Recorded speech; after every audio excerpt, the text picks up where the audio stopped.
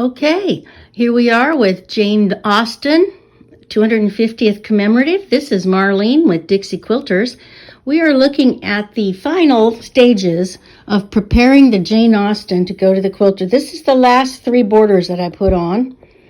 I used a taupe polka dot, more of the green flower that is also found in the handwork in different blocks. And then the stripe, the special Jane Austen stripe. And of course the Jane Austen journal. And so this ink on the journal looked about the same exact color as this here. So that's why I added the taupe polka dot and the written word there together. Now this is getting ready to go to the quilter. That would be Lynn Lockard with Lynn Lockard Quilting. And she is backed up with about 15 or 20 quilts ahead of me, so it might be a while, but I will eventually have this beautiful thing done. And I'm very, very pleased with it. I don't know if I'll ever let anybody use it, but that's taken me, what has it been, a year and a half? It's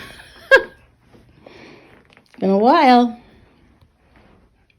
So this is a queen bed. So this works pretty good as an overlet on a queen, but I think it would be sort of small if you were trying to use it as a blanket with 2 people.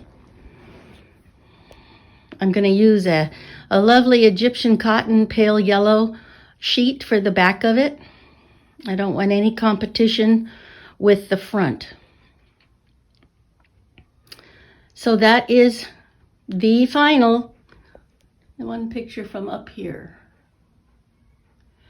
It is beautiful. You know, it is well worth an hour a week for however long that took me. Well worth it. It is gorgeous. I'm very, very happy with it. And I'm very happy that I changed out those brilliant mustard flowers and put in the pale yellow ones. I think it just goes well with everything else here. Okay, well, thank you. This is a short video, but just letting you know what we're doing with Jane Austen. And I think we'll try to find some piano music to put in the background that is from either Sense and Sensibility or Pride and Prejudice. My favorite is the Kierra Knightly Pride and Prejudice with Matthew McFadden as the Darcy. So I hope you like that one too. All right, bye now.